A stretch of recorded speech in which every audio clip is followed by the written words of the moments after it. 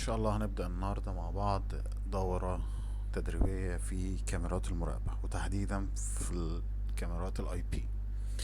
ده تولز صغيرة كده هنتدرب عليها ان شاء الله، وهنفهم مع بعض مكونات نظام الكاميرات الاي بي، او سيستم الكاميرات الاي بي، وازاي نوصل الكاميرات، وازاي ندي الكاميرات اي بي، وازاي هنبدأ مع بعض من A to Z.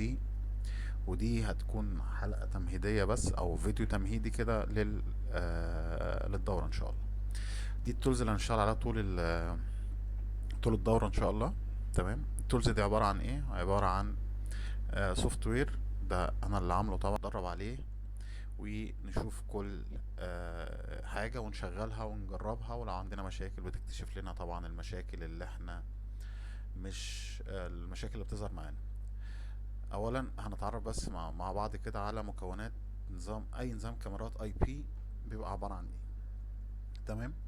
اول حاجة طبعا عندنا في النظام، اول حاجة عندنا طبعا عندنا الكاميرات. زي ما احنا شايفين كده عندنا 6 كاميرات. تمام. وعندنا طبعا الراوتر بتاع عشان النت بتاعنا، وعندنا الموبايل لو هنوصله واي فاي، وعندنا السويتش اللي احنا بنوصل عليه.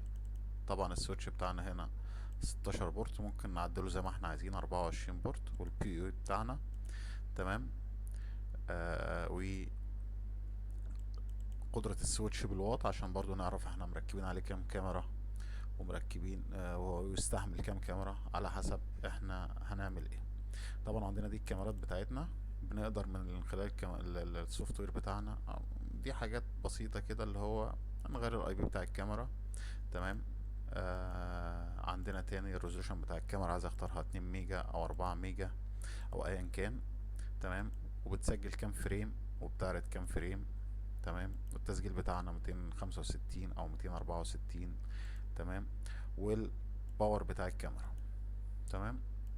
وهيبقى عندنا طبعا تاني، ده شيء اساسي اللي هو الانفار بتاعنا.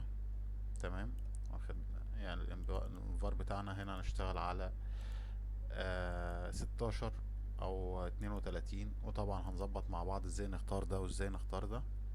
بس ده تعريف بس بسيط. فطبعا احنا كده فهمنا، وعندنا طبعا احنا عايزين الشاشة اللي هنعرض عليها. تمام.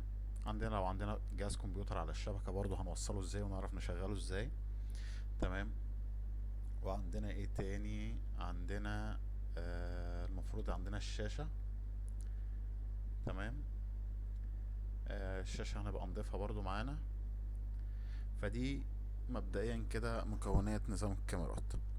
فعشان يبقى عندنا نظام كاميرات اي بي متكامل، تمام، لازم يكون عندنا الحاجات دي: الكاميرا، السويتش، تمام، والام في ار. دي الاساسيات. تمام. وعندنا الموبايل لو هنشوف الكاميرات عن طريق النت اونلاين يعني، وعندنا طبعا جهاز كمبيوتر لو هنشوف الكاميرات على الشبكة، على نفس الشبكة. تمام. دي مجرد البداية.